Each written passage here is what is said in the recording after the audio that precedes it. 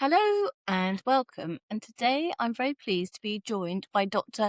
Erum Ilyas, who has a really interesting book out. So the book is called The No Nonsense Skincare. Thank you so much for having me. So, first of all, tell us why you wrote this book and why is it called No Nonsense?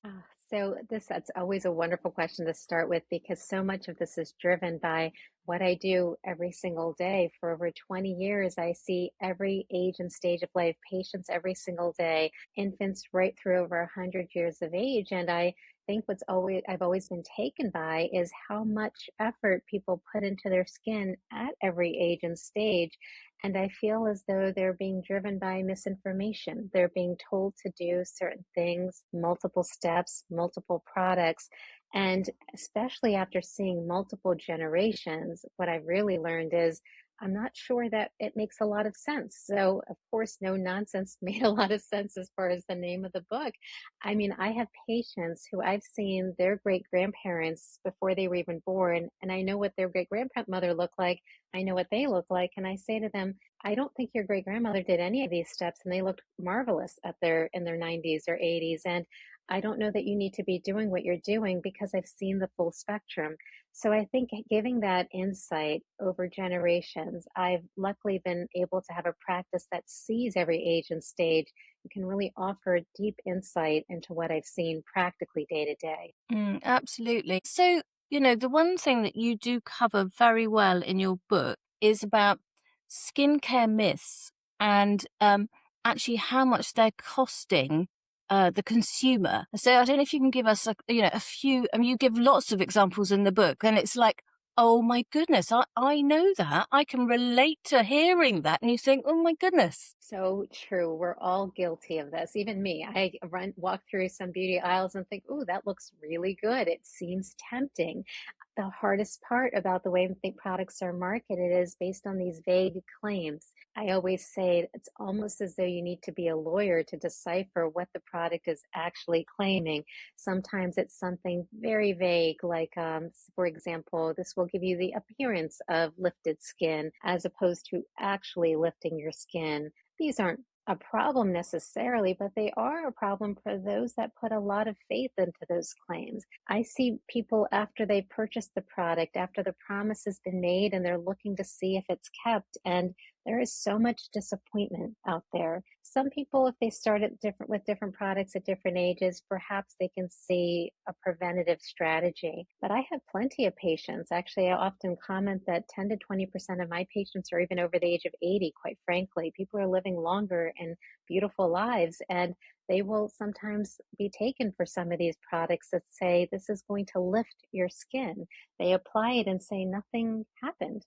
That's why I really like to decipher what these products are actually offering, what they're capable of, so that we don't misassign expectations to something in a bottle. If that happens, what happens to all of us is that product ends up on your countertop or cluttered in a drawer or underneath your sink, where it's just in this graveyard of products that just didn't live up to its hype.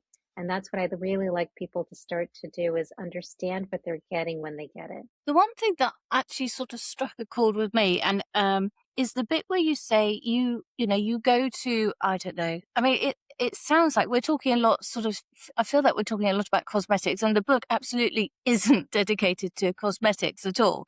But it's the one that actually is quite interesting because we can all relate to it if we're men and women actually.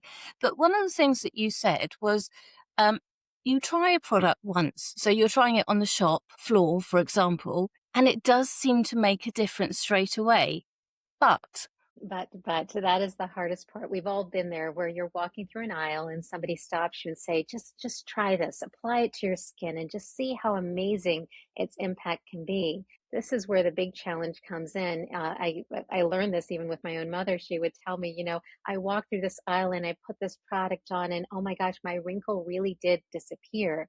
It's understanding what happened in that moment that people really need to avoid getting trapped into some of these marketing tactics. Some products will add ingredients designed to make your skin swell temporarily because when our skin is swollen, it looks shiny, it looks taut. That wrinkle does temporarily disappear. But that is what I refer to as a Cinderella effect. It's short-lived. It's not something that's a sustained impact. That wrinkle isn't gone forever. It's gone for the moment. By the time you get home, it may just as well be right back. And that's after you've spent hundreds of dollars sometimes. People will rack up hundreds in their bills for buying these products with these claims. Some products will be designed to apply to your skin and make it appear more taut. I describe it almost like if you remember when we were younger and put school glue on our skin and it looks kind of shiny underneath. Sometimes that's a nice temporary effect, but it is a cosmetic effect. The same thing could have been seen applying regular makeup to our skin, but we don't somehow see it through the same lens, even though it's the same effect when it's not makeup. We assign higher expectations to skincare products when in fact they might be doing very simply what makeup does. And I'm not sure that we should assign a higher price tag to that expectation if it's not achieving a long-term impact on our skin. I was like, wow, I mean, that is like a real con, isn't it? From the In makers some of these ways. products. In some ways, but also there's a role for it. Say, for example, if you really understood that that's how it worked, for example, lip plumping glosses. If you're going to a wedding, an event, and you want your lips to look a little plumper and shinier without having to get lip filler for a long-term effect, that's okay. That serves a role. I do find that that's reasonable of an effect to achieve, but it's understanding that that is the effect. It's a limited effect. It's not surgical. It's not changing the structure or function of your skin. It's a makeup type of impact. And as long as the consumer knows that and knows where to place it in their routine based on that expectation, absolutely reasonable. But that being said, if you're thinking this is going to be the secret to your success and you can avoid thousands of dollars in surgical interventions, then maybe that's not the right choice.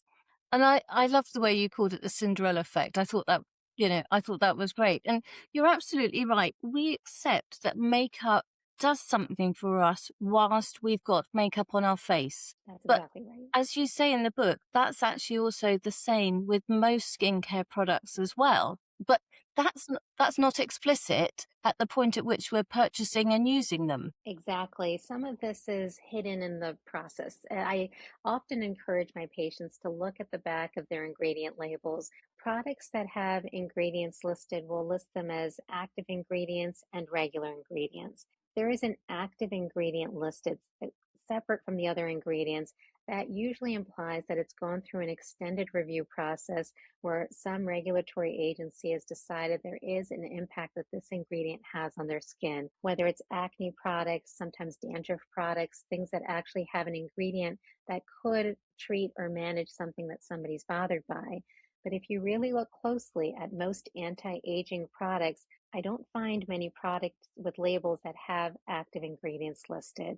And that's simply because there are no over the counter ingredients that have really achieved that status as actually truly changing the structure or function of your skin long term. Even the one we talk about most often, retinol, which is a wonderful ingredient, is technically an inactive ingredient. It relies on your skin to activate it, and everyone's ability to do so is very, very different.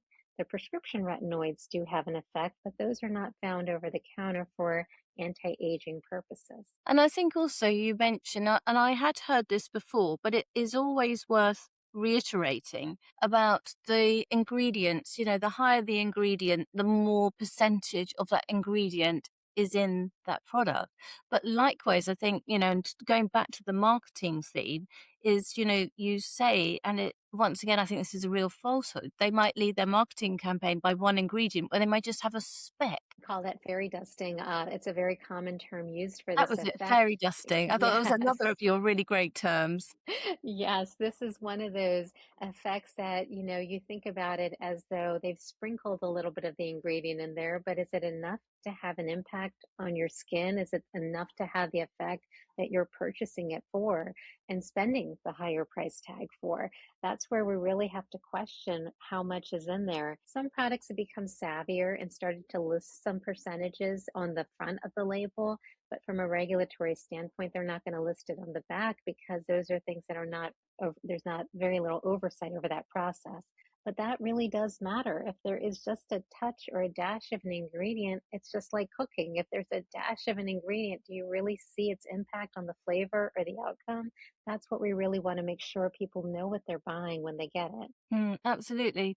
So, you are a great advertisement for a dermatologist, I would suggest. Your skin looks beautiful. So, what does a dermatologist's, everyday care routine consist of? This is what I love to share because I'm very honest with my patients, and that I think that people are shocked by simplicity, and I think it's important to share. And I learned my simplicity through my patients when I would see my older patients and they would tell me their tried and true basics and they worked. I felt, why am I doing a lot of steps? So I would always assign a metric to products before I use them to see if it actually had an impact. But truly, at the end of the day, the only things I do are a sunscreen in the morning. It's a moisturizer that contains a sunscreen in it. And the evening, I do use a retinol-based product for long-term benefit. But that being said, the only other ingredients I tend to add in are based on specific challenges I may face at the time.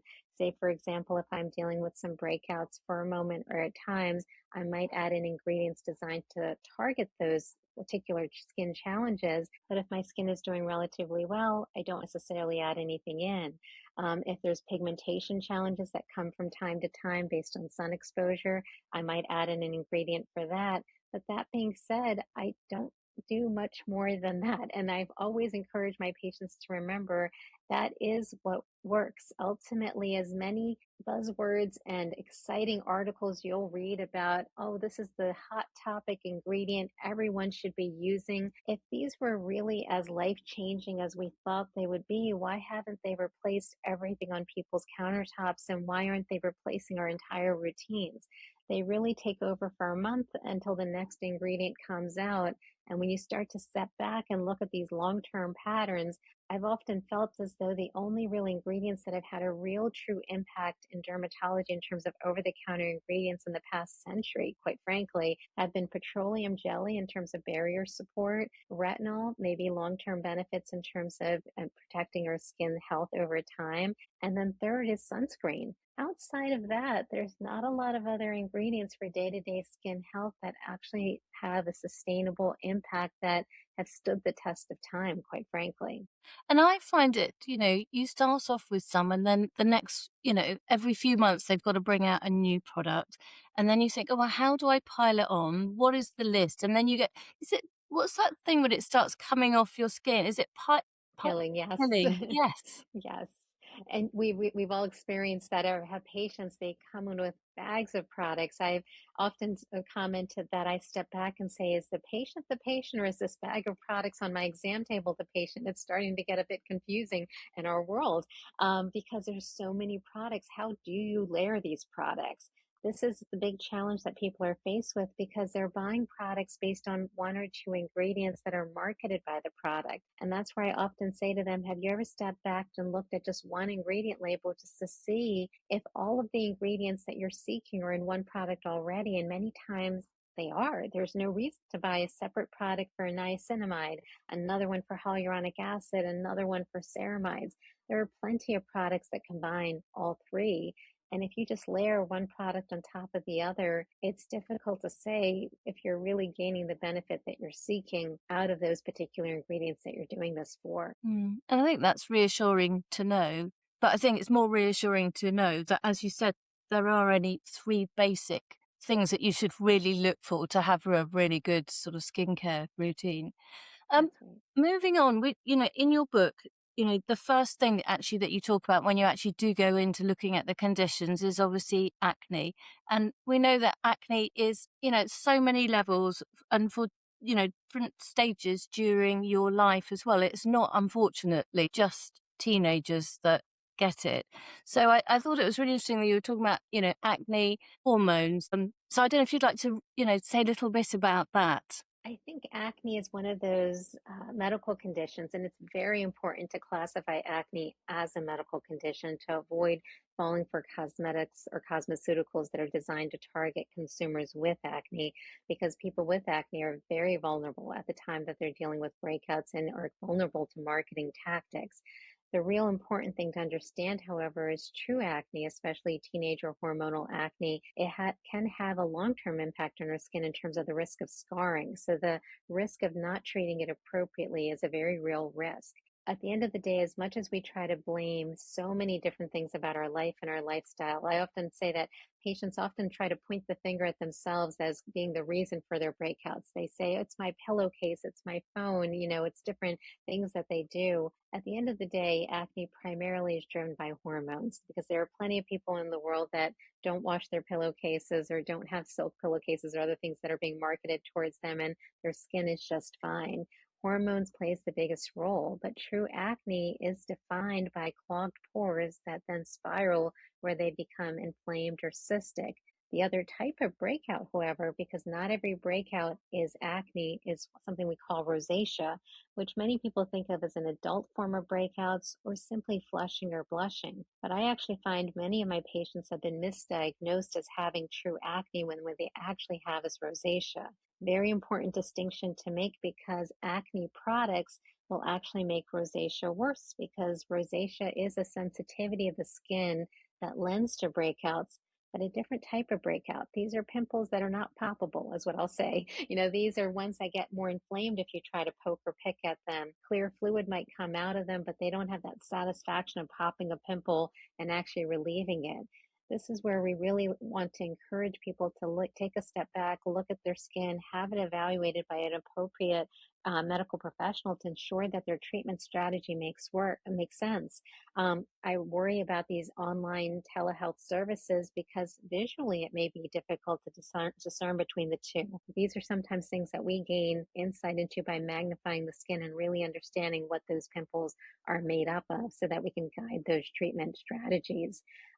Unfortunately, though, a lot of people will also seek out hormonal blood work or what have you. Even though hormones can sometimes reveal some abnormalities, it's actually pretty rare that we see that.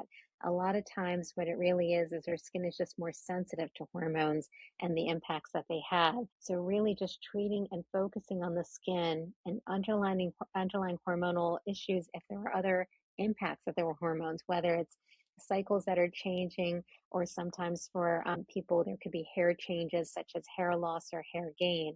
That could be a real sign of underlying hormonal issues to address. Ultimately, though, I think it's very important that it's diagnosed accurately so that treatment can be initiated in a way to avoid long-term scarring. Mm.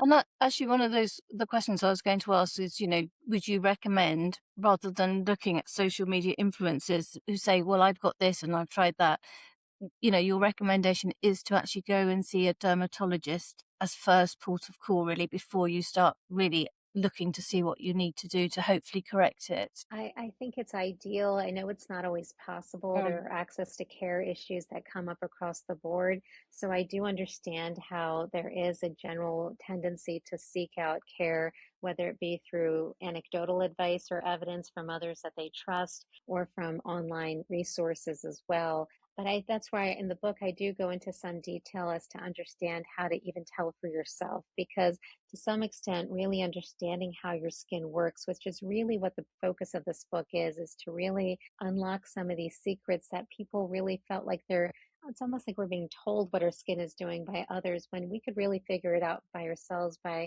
learning how our skin speaks, learning what it's trying to tell you and how it expresses itself can at least avoid pitfalls. Meaning if somebody anecdotally tells somebody with rosacea to use an acne related product, they might take some pause if they realize, you know what, my breakouts are not quite what that person has. They might be a little bit more discerning in evaluating the individual giving them that advice. So, what I really hope to gain from this book is knowledge. I really want to arm people with an understanding so that they don't fall into these pitfalls, and understanding that access to care is challenging. We never want to ignore that possibility. But as much as I can arm people with an education as possible, that is an important task of what this book is trying to achieve. Mm. And I think that's, which hopefully I've made clear at the very beginning of the book that you really are talking about skin. And it was interesting. The other things that I thought were very interesting, were when you're talking about, I can't think what the word is, when you wear something, like Skims or something like that to change how your Compression body wear. shape looks. Yes. So with the shapewear and other things, you're right. The detail I go into because I really focused in, and this is where the book goes into every age and stage of life is not everyone focuses on body skin health. So many people are focused in on their faces, but our skin, the rest of our body, is actually impacted by our choice of textiles, products we're applying to our skin, and the impact it has. You know, a lot of shapewear is made of synthetic materials and they are hydrophobic in nature and they suck moisture out of our skin.